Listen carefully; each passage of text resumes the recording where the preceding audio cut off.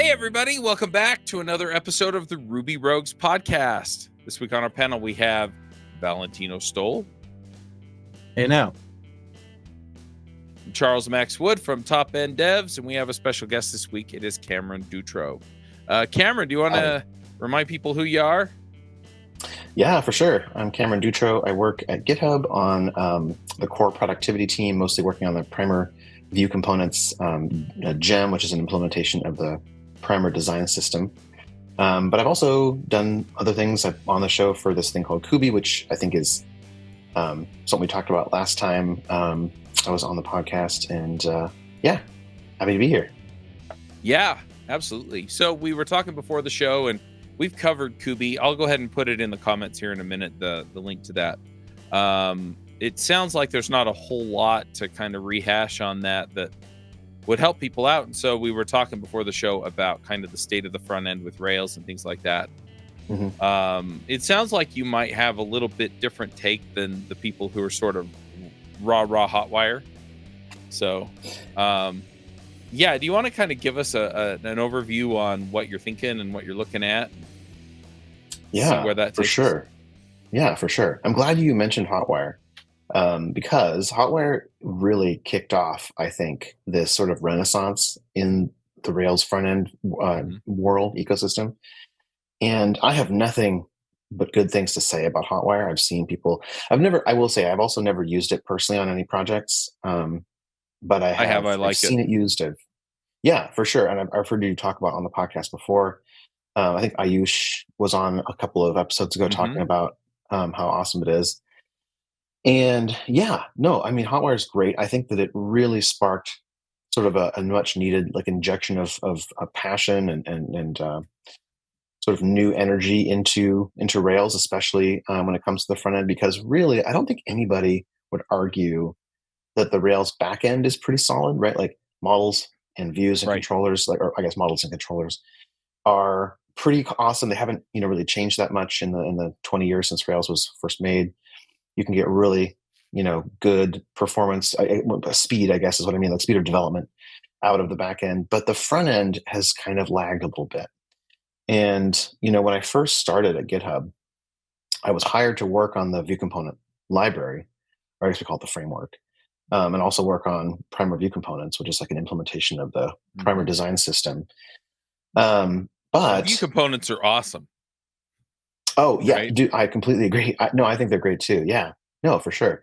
And I think that was one of the reasons that was sort of something that came into Joel's mind. Joel Hoxley is the creator of View Component. Mm-hmm. The reason that sort of came into his understanding and his thinking was because of him seeing, the React world, seeing components there, and also just realizing that Rails was kind of having a moment, in those days when it came to the front end. And so more thinking around the front end was sort of happening. And that's why View Component sort of came into existence. And, View Component has been phenomenal. There are some rough edges still to it that as a maintainer of it, I can sort of maybe see, more clearly than other people. But I think for the most part, it works pretty well. The thing, though, about all of the front end in Rails right now is that there just hasn't been a lot of thinking about sort of, reactivity, interactivity in the same way that like the React and the Svelte and the Angular communities think about it, right? And so that's what I've been thinking about lately, has been like, how can we sort of have our Rails cake and our front end cake, I guess, and maybe the front end ice cream, maybe, and eat them together, right? Right. So yeah, that's what I've been thinking about a lot lately. Actually, to that point, I saw. Oh, go ahead. Well, I know. I think it's an interesting conversation to have. I think Hotwire solves some of these problems, but yeah, I don't think it comprehensively solves them all. Of course, I'm still learning pieces of it, right? So for the people who are saying, "Oh no, it totally solves them," there may be something I'm missing. I'm just going to be honest, right? But yeah, there are definitely some things that I see people doing with, say, a React or an Angular. And we have shows on both of those, right? We interviewed, what's his name? The Svelte guy. Oh, yeah. Anyway, we had him on JavaScript Jabber. I'm going to remember his name here in a minute. But, and he was talking about Svelte 5. So people are seeing problems on the front end that they want to solve that give people a high level of interactivity and give it capabilities that maybe are a little different with a Rails Hotwire build. So I'd love to talk about, okay, so when you talk about reactivity in, say, a React or a Svelte or whatever, what specifically are you looking for? Yeah, that's a good question. I mean, specifically for my own work. I'll put a link to right. Yes, with Rich. That's who it is. Yes, he's awesome. Because it came out, I mean, literally like a month ago. Right. Yeah, I think I saw it on the feed.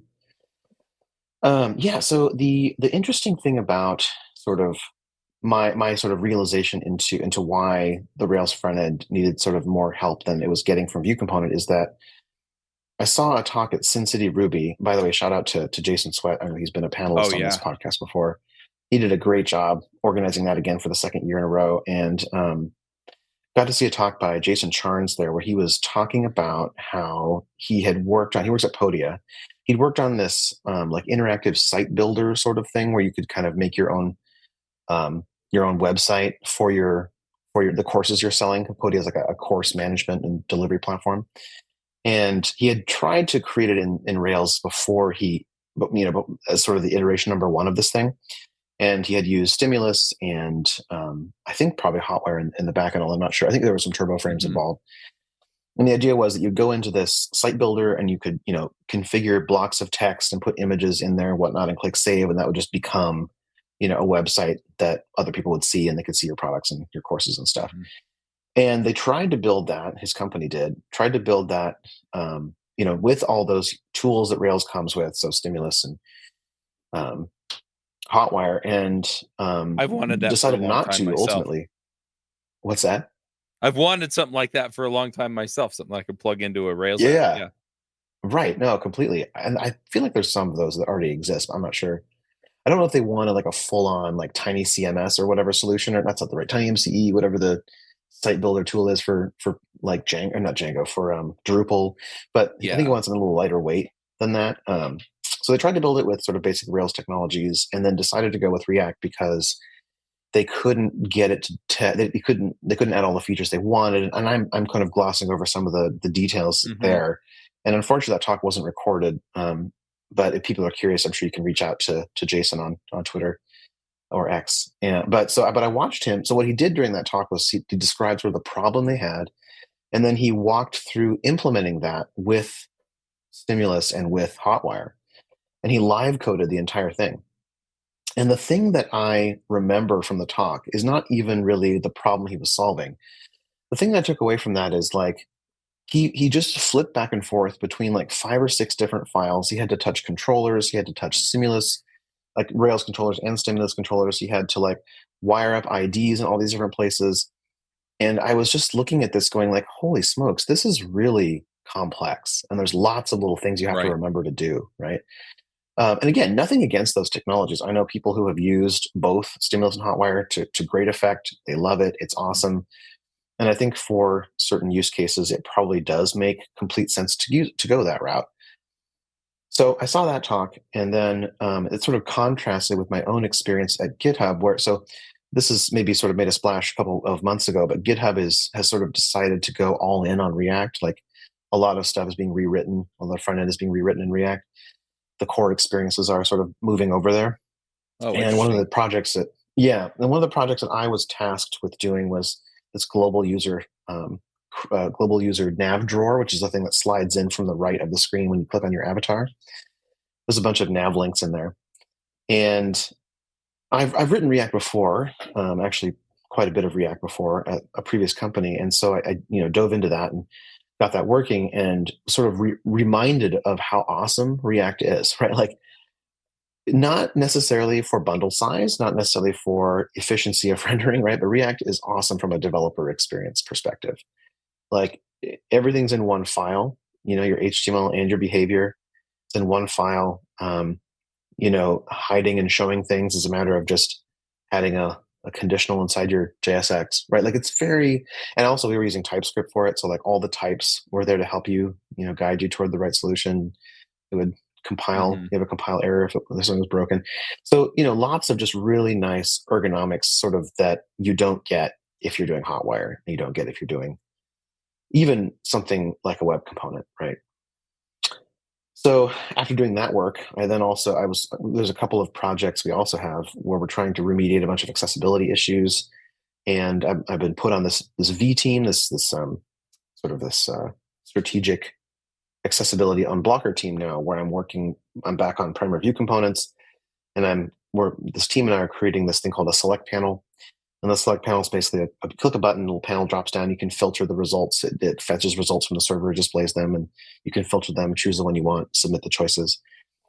And I'm doing this now all in web components with just like basically a very procedural, imperative JavaScript, the way that a lot of JavaScript used to be written back in the early days of jQuery, whatever, where you select an element, you can toggle a class on and off, you can grab an element, grab its parent, stick an element in. It's just lots of very sort of fiddly and error-prone DOM manipulation code, right?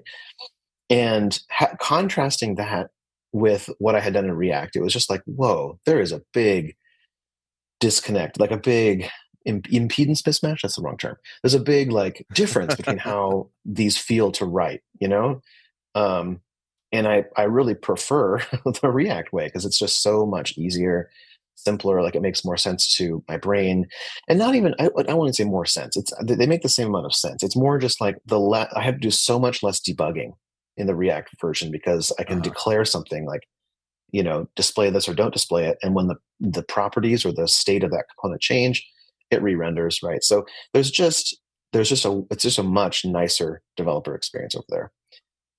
And it made me. I was initially sort of very against the React migration at GitHub, and sort of made my feelings known, and didn't make a lot of friends that way. But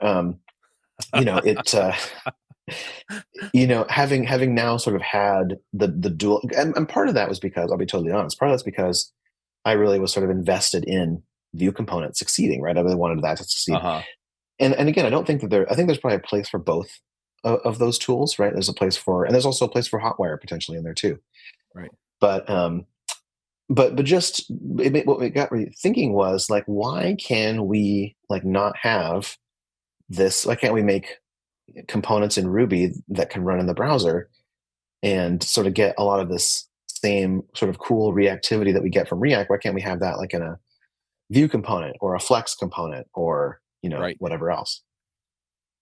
So I'm setting the stage there for what I've been thinking about lately. Yeah, that's a lot of stage, but it's definitely interesting, right? What you were talking about, just as the example that you're using here from Jason's talk, there's a system out there called Builder. So there's builder.io, and their CTO is Mishko Hevery, who created Angular and then later created Quick. And so builder.io is sort of this front end, build, visual builder front end, so that, you can add in, this is the text, this is the header, but you've kind of got a component you can put in there, right? And then you've got, maybe you have another component that's columns, and then you have a component that goes in each of the columns, right? And so you just visually drag and drop. And like I said, I've wanted to be able to do that in Rails for a while. And that level of interactivity, just to put your finger on it, would be really, really nice. But what you're talking about is kind of how I envisioned it working, where I could create a view component in Rails, right? And then have it behave the way that I want it to on the front end. I was having trouble figuring out how to do that in a way that makes sense. And what you're talking about with React, where essentially you just kind of put all of that together in a component, and then you say, okay, I want this component here and this component here, and they interact and interplay in these ways. That's really, really nice. And you can get some of that with the stimulus component or stimulus controllers. You get some of that with Turbo, but it's not always completely seamless, I guess, in the way that React is. And the other piece is ultimately I'd like to be able to just put up my Rails view components and have that level of I don't even know, that level of interactivity or reactivity like you're talking about, where I don't have to go in and code it twice, right? Right, And exactly. just have it do what I need it to do, and have it dynamic enough so that yeah, I can pull some of this stuff together and make it work. Mm-hmm. And I haven't given up on Right, that idea, but I don't know what it's going to take to get there. right. Yeah, I mean, there's kind of a lot of like, yeah, question marks about Mhm. how we get to that point. Um, I mean, so there are a couple of, because one of the things I think that maybe is one building block we could talk about is like, how do you get Ruby to execute in the browser, right? That's kind of step number one. Like if I have a Vue component and it's a Ruby class and it's got a Ruby template associated with it, right? That's the Mhm. standard Vue component architecture. How do I get that thing to run in the browser? Do I transpile it to JavaScript? Do I, ship an entire Ruby runtime to the browser? And there's lots of interesting questions there. And there is there's that project ruby.wasm, and I've seen Mhm. actually Jason Charnes also has a project where he got Ruby running in the browser, which is super cool, running via WASM, right? It's very cool. And, you can get basically like a full on Ruby version running in your browser. You can do IRB, send it commands, it'll spit back results. It's super, super cool. But like that binary WASM file that you're downloading is like, I think 50 megabytes. It's like 30 compressed or something, which is pretty big when all you need to do is render a couple of components. It's pretty heavy, right? So, but Yeah. that's a super like good option, I think, for people that want to play with it for at the beginning Mhm. of the process. Yeah. Yeah, I don't know. I don't know if you necessarily, so the kind of the approaches that I've seen to this are, you've got people who essentially have a view component, and then what I've done and I've seen other people do is they put a stimulus controller around it, right? And so Hmm. then what you Hmm. do is you get a lot of that interactivity, but it's not necessarily as convenient as say JSX, where it's all in the same file and it all kind of plays nicely, right? Yeah. The other thing is you have to kind of fiddle with some stuff in order to get sort of the level of dynamic, right? I've had to kind of kludge some stuff together. For example, if it's, hey, I've got this container and then I want random stuff to show up in it, right? I kind of have Hmm. to play with it a little bit and massage my Yeah. view components to make it work. It's not Right. impossible and it's not horrible, but it is a little bit messy. And then I've seen Yeah. people kind of go from that level, you go all the way up to React, and React actually has server components is that, Mm. and they're still working out some of the kinks. But right, so could you have Ruby just server render, right? So you wrote your view in JavaScript or in React, but Mm. have it server render those. Hmm. Or yeah, do you go all the way to, hey, here's Ruby in the browser and solve some of those problems? It seems like those are kind of the levels that I'm looking at for some of this. Yeah. Yeah. I No, always for thought sure. too, like there's like a middle ground, right? With like Opal or something like that. Mm. Yeah. Hmm. That you can even use like I thought maybe like with the influx of WASM too, we would see like Opal like revamping up, right? Like people just like Yeah. dropping Opal in and then like, okay, now there's like a middle ground that can also run like in browser, like as like a proxy service that does just Hmm. bridge the gap. Uh Yeah, but yeah, but Opal it still transpiles to doesn't. JavaScript, and so it would slide into, you still have that server rendered component, and then you have Opal on top of it, the same way you would have Stimulus or something else.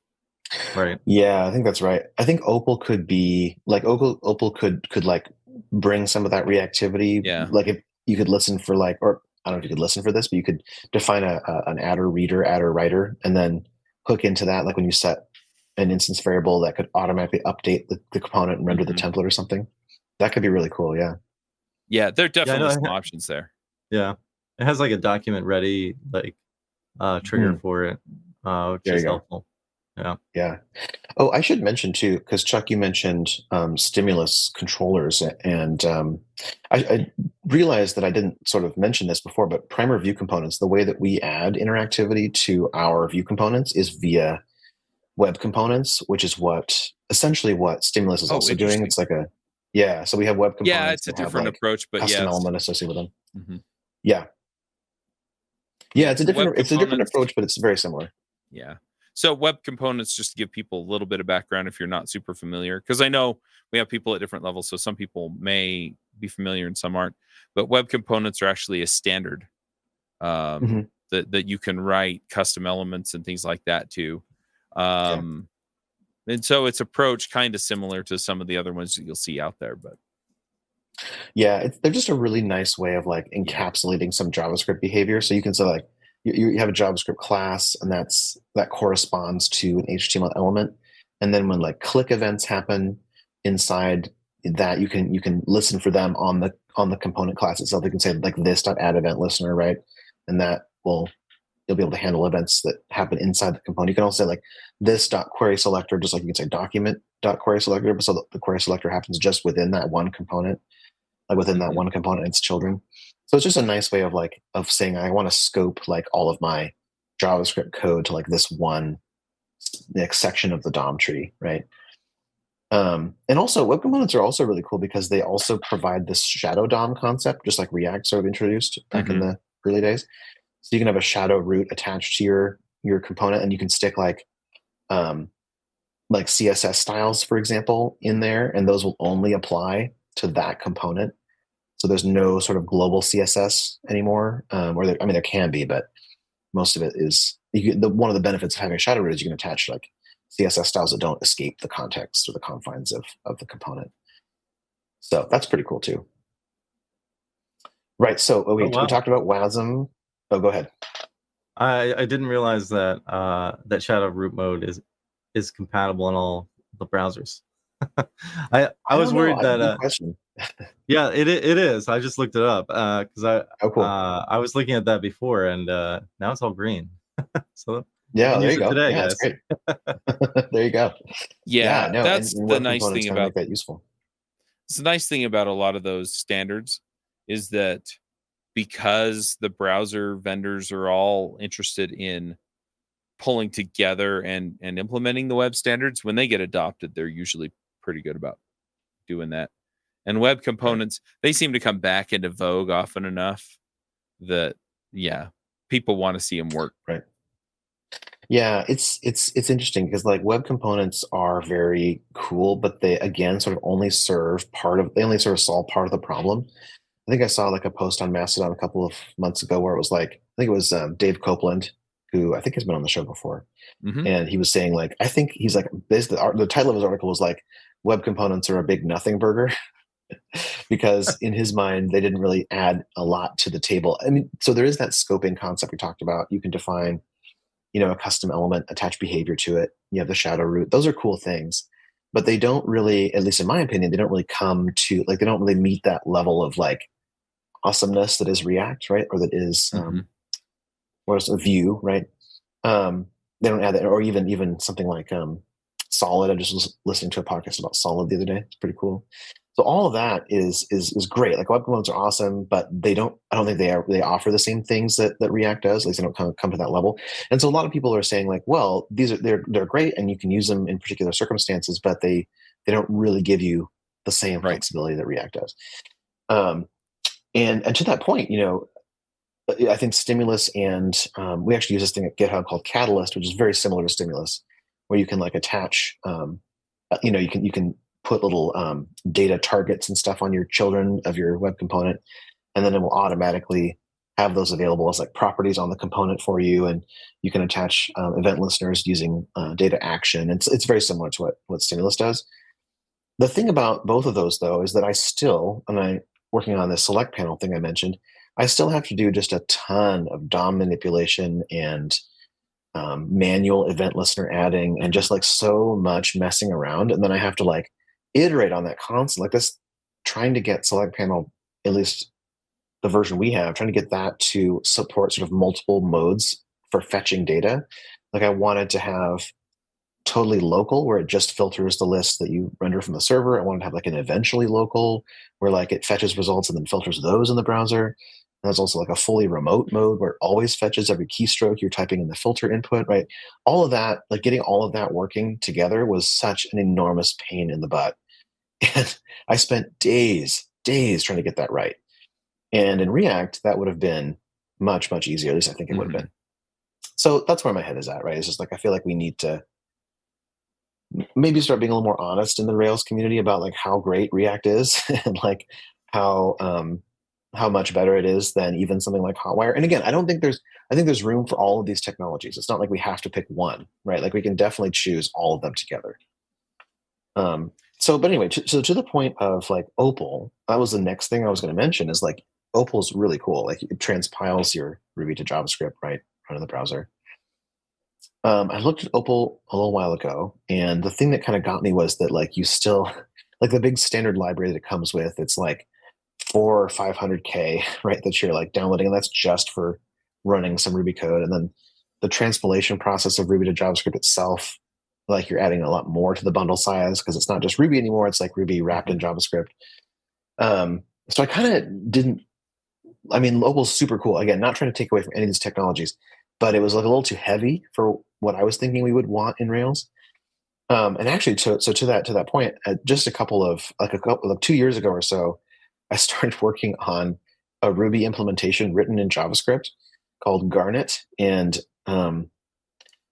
Garnet has been a super fun to work on. But it's essentially, it's like a implementation of Ruby, like written in TypeScript, and so you can like, import this thing. And I think it compressed. It's currently, and of course, it's not fully fledged yet. There's not the whole like Ruby standard library in there, but it comes in at like 97K, I think, or something compressed, or a little bit less than that, 60, I think. So it's a lot smaller.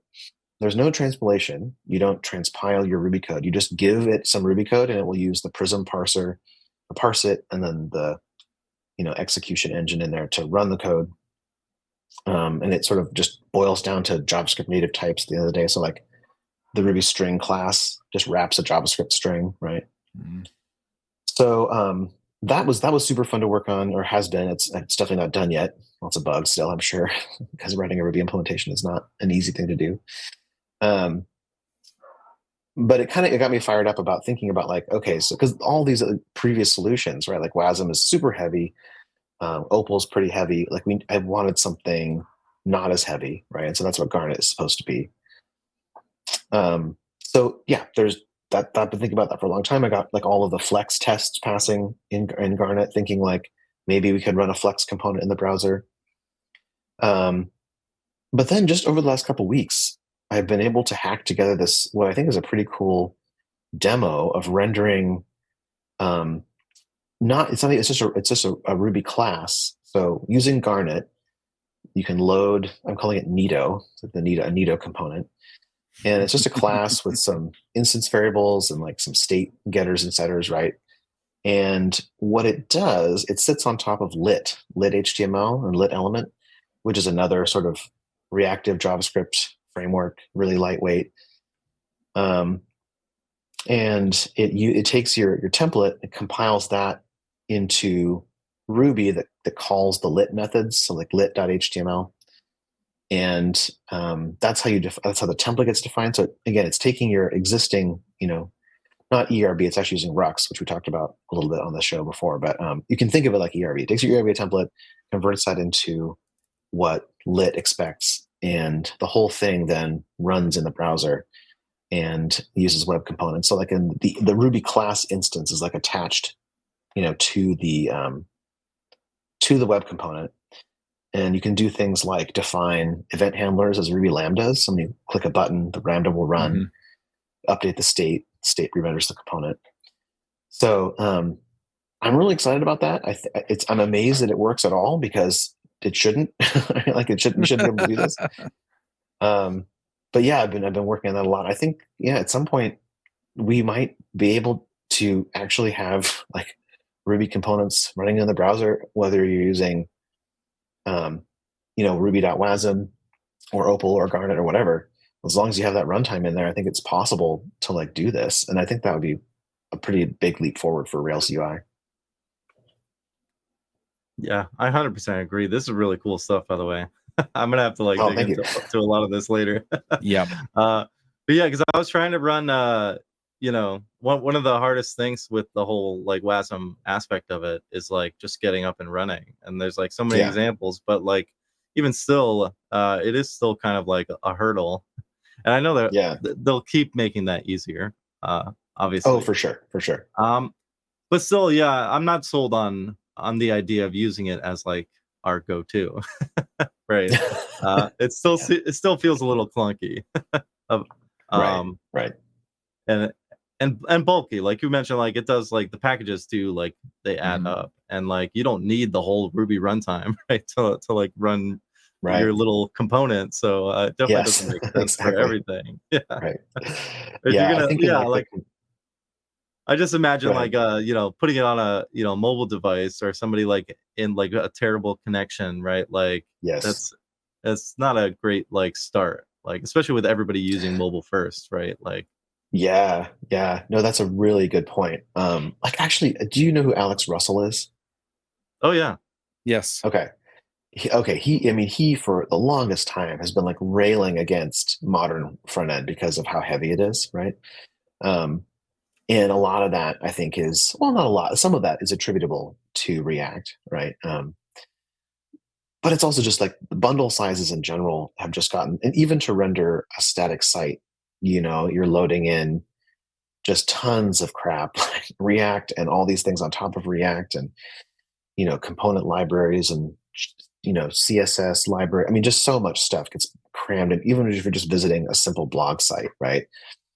And his thing for a long time has been, this might work fine if you live in a developed country like the US, and you're even then, if you're not in a big city, sometimes your experience can be not as great as it could be, right?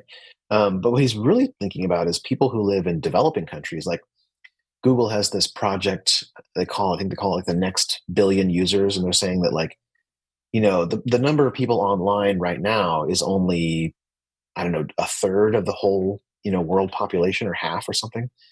And the next billion people that come online are going to be doing so on mobile, on terrible connections, with crappy devices, because they live in these developing countries that are just coming online now, right? And I think that they were saying this back in like 2015 or whatever. So it's been a long time since then. I'm sure a lot of people have come online, but it to the point where they were saying it was like 300,000 people or something were coming online every day, right? Like it was a crazy sort of pace of like more people getting added to the internet over the last couple of years. And Alex's point, I think, to a large degree, has been the experience that those people have with your blog that has 10 megabytes of JavaScript delivered to the browser is just a terrible experience. Their phone can't even load that page because it's so heavy. And to the extent that the bits actually flow to their browser, they flow slowly because they have a terrible connection, because it's like 2G speeds. So his rallying cry lately has been like, let's just make the web less bloated, like, because it's going to be a much worse experience for everybody, really, but especially those people who are coming online in developing countries. And I have to say that really sort of resonates with me, because I have visited certain developing countries and have seen sort of firsthand how sort of difficult it is for people to get internet connections. I visited Peru back in like 2010, granted, a long time ago.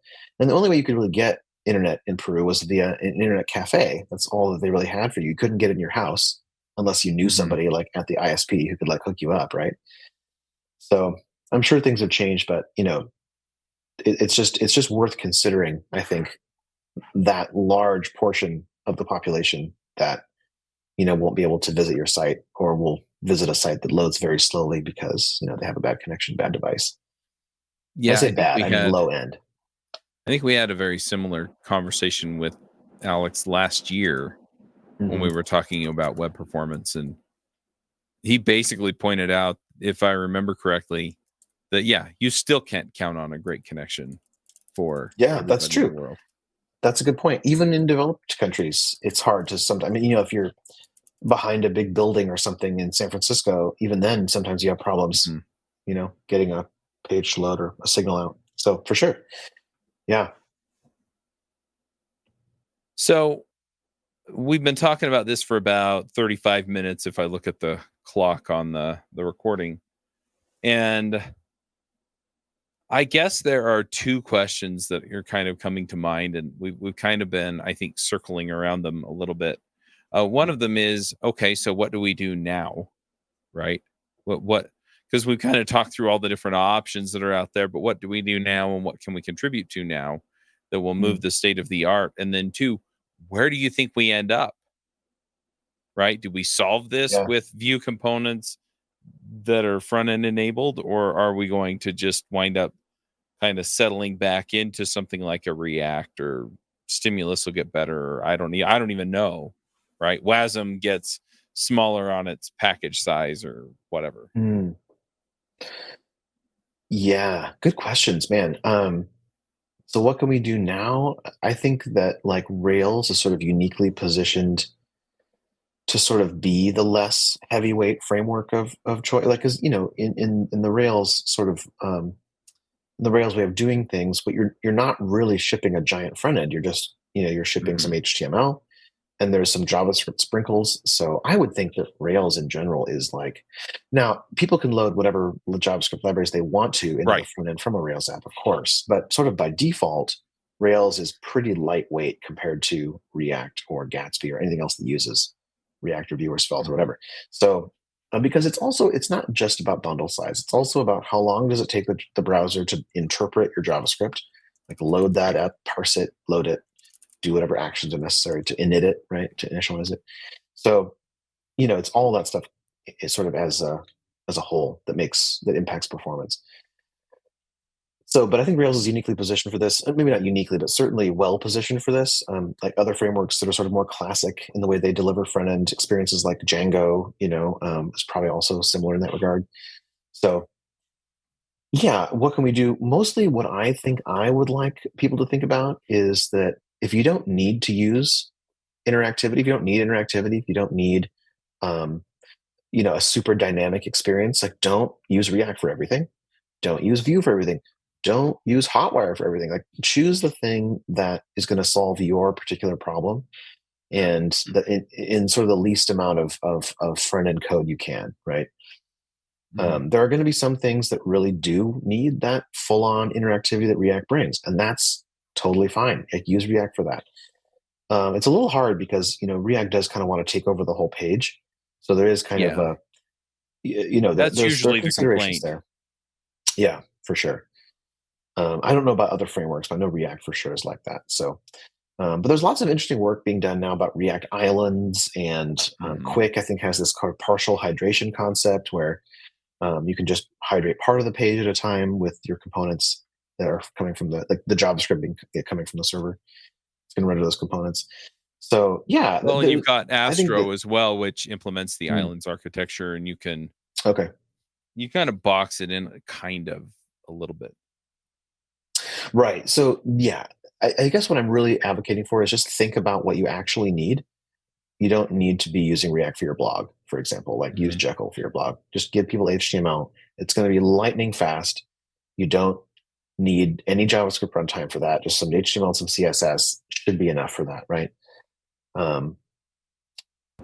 This reminds me this reminds me of like kind of who we're building things for in this specific case, right? Like, I feel like most people working on like the Rails front end side as like as the Rails app starts to grow, like beyond just like, oh, I built this thing, right? Like you get people that are all front end, right, who aren't necessarily familiar with Rails, and they can come up to the speed like enough. Like Vue component is a great example of that, right? Like sure, they learn how to like read ERB or how the templating syntax is a little bit different, but it's still like kind of a bottleneck. And I know that there are now like kind of ways that Vue component like addresses these specific cases, but it's still like a sidestep, right? Like it removes them from their like typical flow. And it's like, that's true. Yeah. A new DSL they have to learn, right? Right. And I just keep like thinking about the older days of how Rails used to answer this with like Rails assets, right? Where like every JS package was like a gem, and you just say, okay, like I'm using this gem as a or this JavaScript package as a gem instead, right? It honestly worked pretty well. It was cool, yeah. it was cool. I mean, I wouldn't want to like continue that now, but like I feel like just that idea of catering to the audience and just keeping things like in their realm, like that solved the problem the best, right? Because it made it available for both, right? Like it made the Rails developers happy because they could introduce new things to the people that needed them, right? And then it just showed up in the Rails asset pipeline, which now doesn't exist, but it consolidated things in an easy way. So I feel like there's a happy path there. I don't know what it is, but I feel like we're like highlighting a lot of it now, right? Like I'm worried that we're just like reintroducing like the same things of like, all right, just like a new DSL, right? That's like really just outside of what people are using. Yeah, no, that's a super good point. I just saw somebody on Mastodon say this too, where like the more you stick with kind of the Rails defaults, the better off you're going to be, basically, because somebody can come in and make changes right away. Well, and a lot of that stuff is designed to kind of ergonomically, I guess, or developer experience align, and so your thought processes can follow a common pattern. Yeah, definitely. Yeah, I guess what I've been thinking lately is like, I feel like as an industry, maybe not as much in the Rails world, I'd have to poll people, but like we've sort of decided that components are good, right? Generally speaking. Do you want to use them everywhere? I don't know. Maybe not. Like in React, you pretty much have no choice. You have to use components everywhere. But in Rails, right, you can use a view component in the middle of a partial. You can render a partial from a view component, right? Like you can mix and match. Rails is omakase, right? So I think that's a nice sort of way to, and at GitHub, like that's also how adoption has happened, where people have just been like, I think view component's great. Maybe I want to reuse this bit of UI logic. I'm going to wrap it in a view component, but the rest of my UI like stays as templates and stays as partials. I think that's totally fine. But in general, it feels like components are kind of a thing that we've kind of decided on the web, at least, are a good idea. And I feel like we've also sort of centered on this idea that reactivity is good too, because that's maybe the biggest thing that React gave us. Like, sure, React gave us JSX. Sure, React gave us adding behavior to DOM elements or whatever, but it also just gave us this reactivity idea, and that sort of just changed a lot of what web development could be, right? So those two things, components and reactivity, I think if we have those two things in the front end, but we don't maybe put too many like limitations on that. Like we don't say you need to use this syntax instead of ERB, or you need to use this component framework, right? If you just let people render strings basically, or like define a template however they want, then there's not this sort of artificial, like you have to use this framework du jour. Because like one thing that I think is just so funny about React in particular is like people don't put like I solve problems. I solve web design problems. I solve problems my customers have. They don't put that stuff on their resume. They put like, I'm a React developer on the resume, right? And to me, that's just absolutely wild, because like React is a technology. It's a library. It's not like the way to solve or a way to solve problems, I guess. Or it's like, how do I put this? You're not a React developer. You're a programmer who happens to use React in your job, right? You can use React to solve problems. You've seen it before. Rails is the same way. So like, sure, add that to your like list of skills, but like what you actually do is solve problems, But this is coming up more and more now, where people, even at GitHub, people will apply, and even people will say, I don't really want to write Rails UI because I don't want to put that on my resume. I want to put React experience on my resume. And I'm just like, man, I don't feel like that is what you should be doing on your resume. I feel like you should be putting things like, here's the cool product that I shipped, and it just sort of incidentally used Rails or incidentally used React. So anyway, we fall victim to that in Rails and Ruby too, right? Like, sure. I'm a Rails developer, Absolutely. But employers fall victim to it too, right? Sure. Yeah. So they and that's where, so I'm a Rails developer because the employer knows that they want a Rails developer, and so I'm speaking the language that they're putting out into the world. And anyway, no, that's a lot of times. they're too short-sighted to even recognize, hey, this person's been building apps on the web for 80 years. It's not that long, but you get my point, right? And so they could probably pick up our stack within a couple of months, and then we would benefit from all of that experience they have in solving a lot of these same kinds of problems. Yeah, exactly. Because like the web works the same no matter what framework you're using, right? Like HTML, CSS, JavaScript, like there's not that much different in these frameworks. And if you know how that stuff works and interacts with each other, then you're probably going to be able to pick up sort of any stack that they have. Like I've picked up, Elixir work and JavaScript and Ruby and Python. Like, it's and it really, at the end of the day, it's really not that different. So no, I don't know what some parts of. I mean, I like Rails, and there are parts of it that I definitely appeal to me. But yeah, fundamentally, a lot of the problems are the same. It did make me think about a topic I'm really interested to find out what you think of, Cameron. Oh, sure. Yeah. And that's because one of the big things that I really liked of React when GraphQL started like ramping up was their like blend of basically data causing the reactivity. What are your thoughts on like the coupling of like data like driven like front end changes and vice versa, and like where that blend lies, and like maybe where we could start like digging into that? Yes. Oh, that's such a good question. Right, because I think it was like a lot back in the day, maybe not so much anymore. You would like go to like a React like tutorial, and they'd be like, here's some data hard coded into your component, like as a JSON object, or like render this, and it would show. And there was no conversation at all about like how you get that data from the server, right? So like you'd get to this point where you're like, okay, I can render this component, I can write this, but like, how do I get and none of these tutorials would ever go to that place. They would never say like, okay, now here's the backend code that you should try to get standing up, right?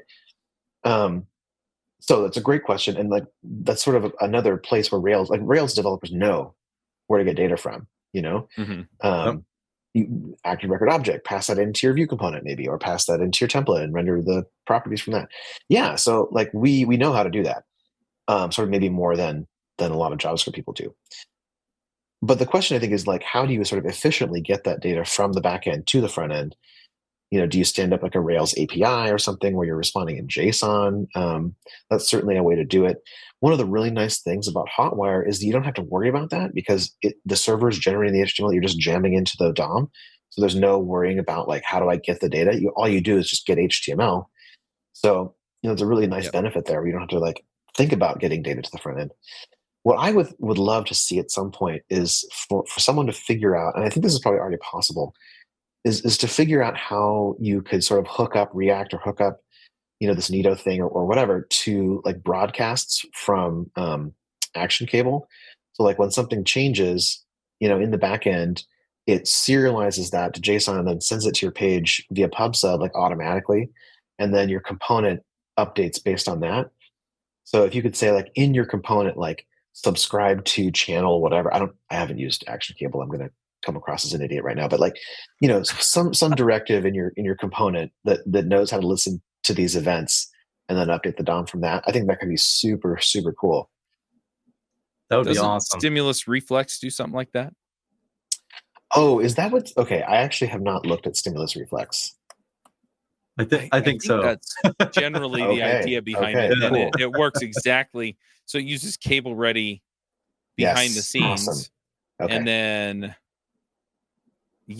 when stuff gets updated, then anyway, that's awesome. I have to admit, I have not used it either.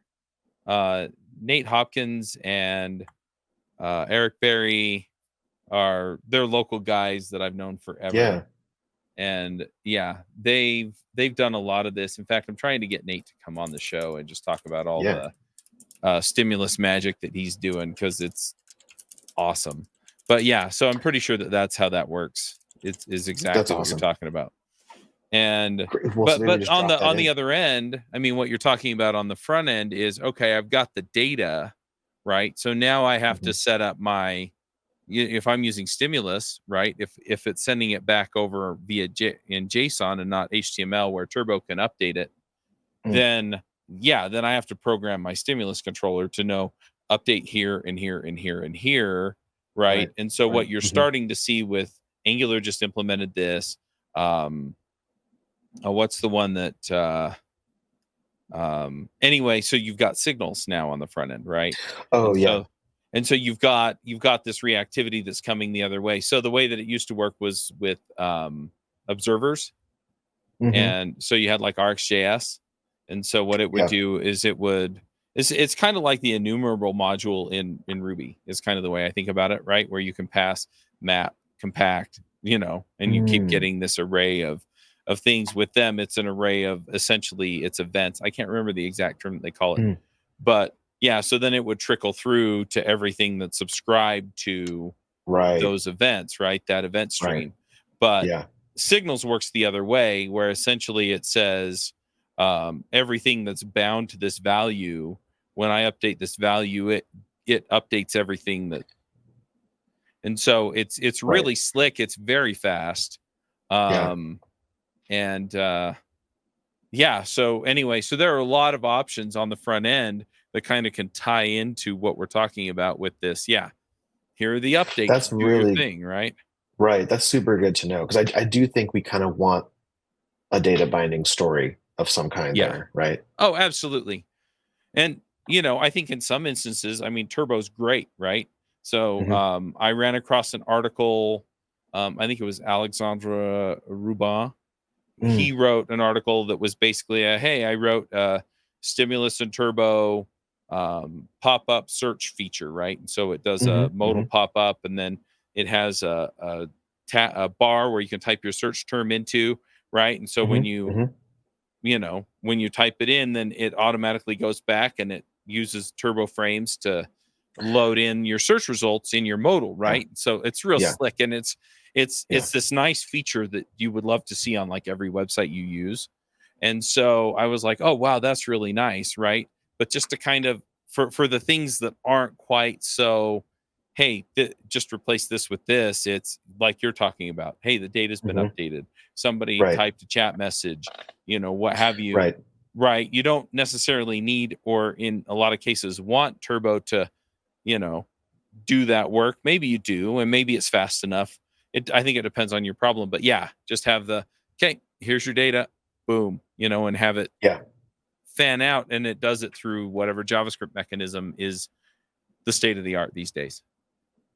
Yeah, completely. I'm giving a talk at the SF Ruby meetup on the 16th, and like I'm trying to get like a to-do list, the classic to-do list example, working with Garnet and Nito and all that stuff, just to show that if just for myself mostly, to see if it's like possible, right?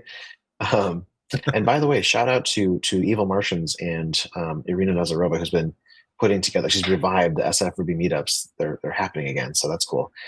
Didn't we have her but like, so I'm trying to get that working. I think she's been on the podcast. Yeah. I don't know that we had Irina. We had somebody from Victoria. Oh, was it Victoria? Yeah. I think Vladimir Demetyev has been on as well. Yeah. He works at Evil Martians. So anyway, my thoughts there have been like, I want to get that working, but I've been thinking like, how do I get it? So, because there's no data binding story in Nito at all right now. And I'm like, how do I sort of do this? Would it make sense to, like, when you want to add a new item or edit an item? I guess I'm already adding one. I want to add a new item. I submit a request to the server saying add this item, but then does the server respond with like all the items that I should be seeing, or does it just respond with the one that I added and I have to append that somehow? Like in the React world, right? You would just render the whole template, so you would need all of those items, or what? I guess you could do it that way. But the other option now that I'm thinking about is like, just go add the item and don't worry about the response, and just let the broadcast of the pub sub handle adding the item. That could be really cool. Yeah. So Signals first showed up in Solid.js, and I'm trying to remember the guy. And then React kind of copied them. Yeah. Oh, I just there's a JS Party podcast about that I'm just now listening to. What is his name? I feel like it's Alex something also. Ryan Carniato. Yeah, Ryan Carniato. And I talked to him at a conference in Amsterdam last June, and just for hours. And then I listened to him talk to somebody else. I can't remember who we were sitting with at the speaker dinner, but it was awesome. And it's just like, oh wow, these ideas. Yeah, I'd love to see something like that. Angular just fully adopted Signals, and they're doing it in a way to where they're basically encouraging people to have a hard look at how they're using RxJS, which is how they did it before. And say, where can you use Signals because it'll be faster and more efficient and solve a whole bunch of these things, right? Yeah, so, totally. Anyway, so it sounds like Signals is the way to go, which I guess you could also say is like pub sub, right? Like you're getting a signal from the server. Yeah, cool. But yeah. Well, so I think to Valentino's point, if we could, and I say we, I mean the JavaScript or the Ruby community, if we could get like a compelling sort of answer to React that lets you write components in Ruby, has a data binding story, is efficient, and I think, and one thing I also, I know we're getting close to an hour here. One thing I also wanted to mention is like a lot of JavaScript frameworks, right? The idea is that you render the component on the client. And a lot of JavaScript frameworks are now thinking like, okay, well, wait a minute. We probably should also render on the server, because the server, we can control that environment. It's going to be very fast. We can optimize it. We can add more memory if you want to, right? Can't do that with browsers. So it'd be cool if we could like paint something on the screen faster than our JavaScript bundle loads. So let's do server-side rendering. And which always made me laugh, because it's just like, that's how the web used to work. Everything was server-side rendered, right? But I think if we do this in Ruby, right, you sort of automatically get server-side rendering without, so it's like the opposite way of looking at it. It's like, I want server-side rendering. I already have that. Now I want client-side, versus the other one, which is like, I have client, I want server. So because we're already good at that, like because Ruby Rails is already good at that, we sort of already have server-side rendering. So we're like almost already ahead of the curve in that regard. Right. So, cool. I'm really interested to see how the AI hand reaches in here too, right? Like, because if we have like all of these like component like driven things, right? Like we could just say like, hey, like create a bunch of components for this data and just have it like do that in runtime. Like that would be awesome. Ooh, that would be super cool. Yeah, like give me a to-do list component right now and just render right, exactly. Yeah, right. That'd be super cool. Yeah, we should also try to work crypto in somehow, right? Because that's there we go. Every component can be bought as an NFT too. There we go. There we go. Right.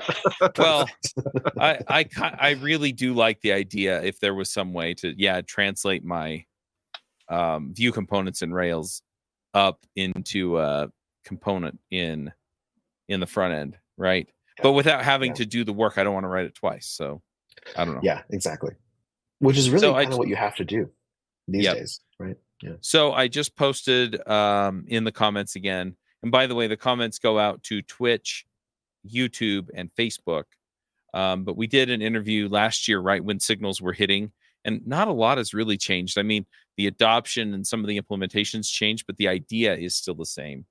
We talked to Tejas Kumar about Signals, and so if you want to look into that, he explains pretty deeply how that all goes. I wish we had done it with Ryan Carniato, but we just didn't. So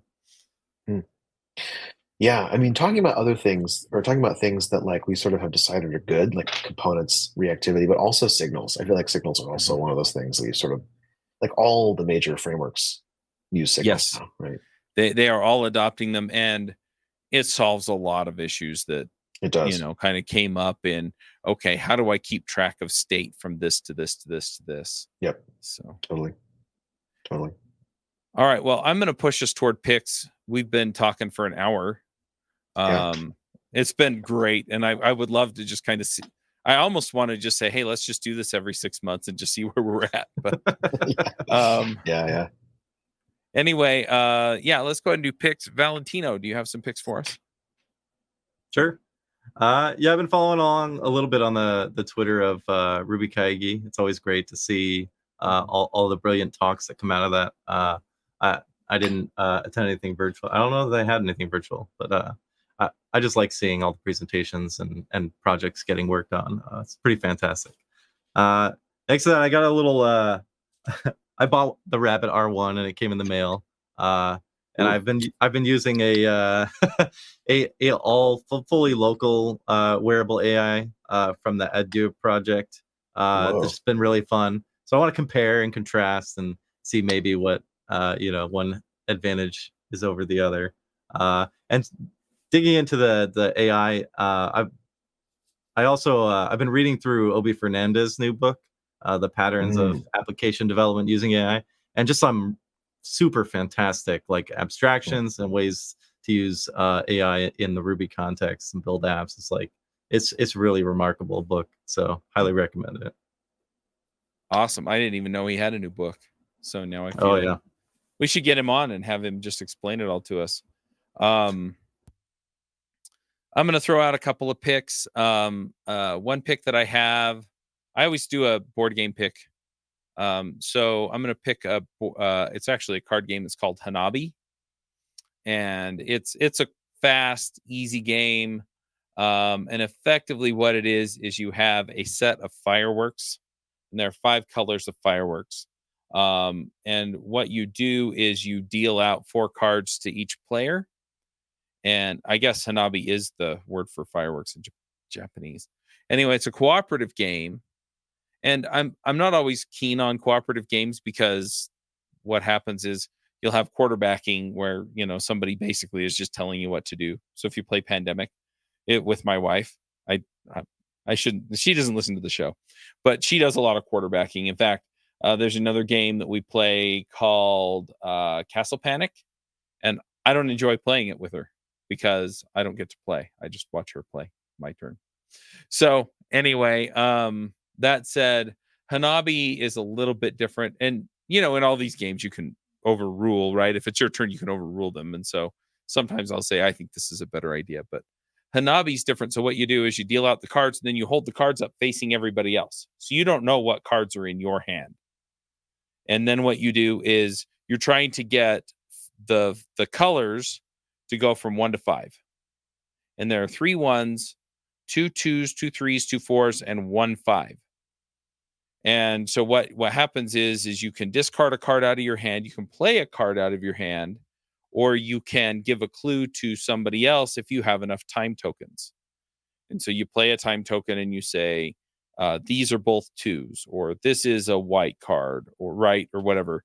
And you can only clue numbers or colors. And if you clue a number or a color, you have to tell them what all of the cards are in their hand of that kind. And so you're trying to give them clues that will get them to play the 1s and then the 2s and then the 3s. But everybody's piles, right? And so the other thing is if you play a card that's already been played, right, then it's a bad play. And there's a fuse. You have 3 parts of the fuse, and once they're gone, you explode and you lose.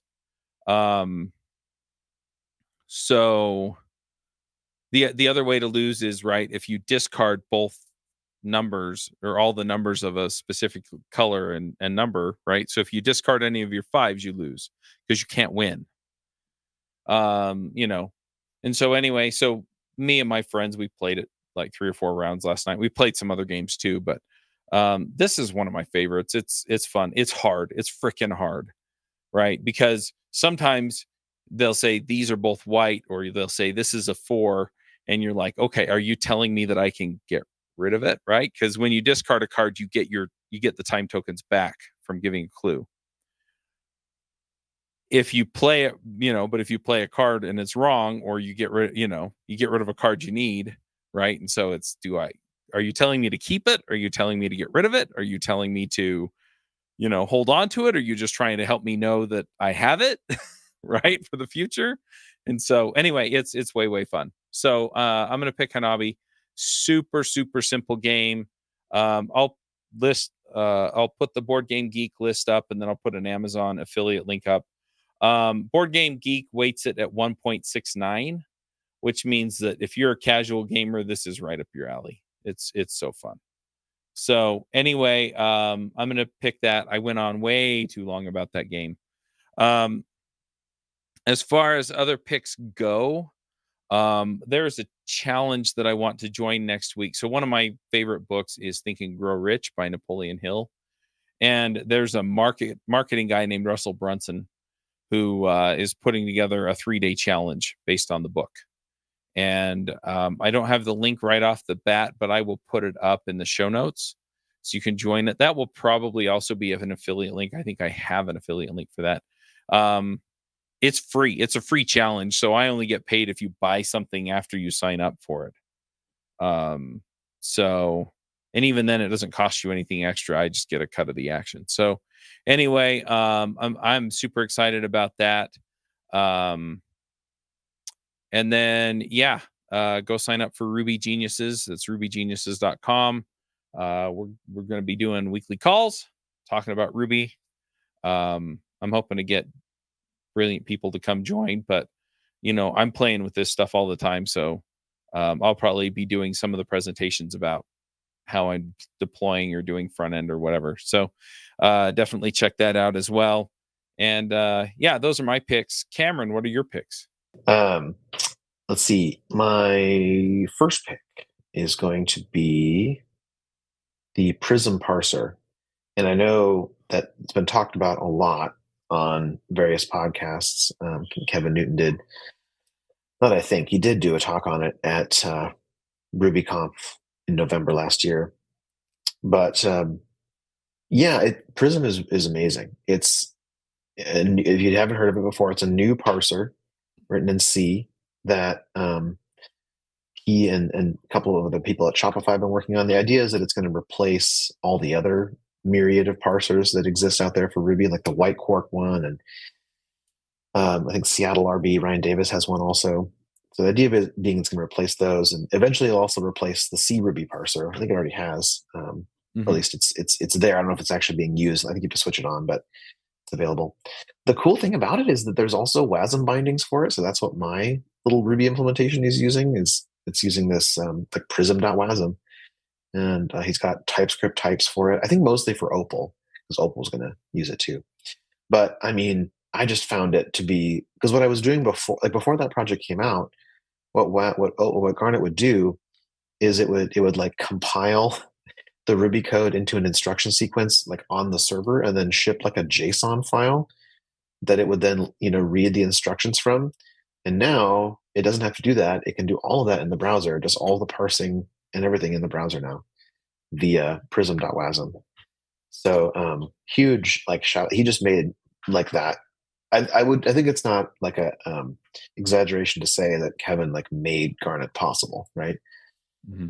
And he's also been getting sort of lots of accolades from other people who work on Ruby implementations like Truffle Ruby and JRuby and all the other ones that need a parser. So that's really cool. I also really appreciate just how much time he dedicated to helping me figure that out during the RubyConf hack day.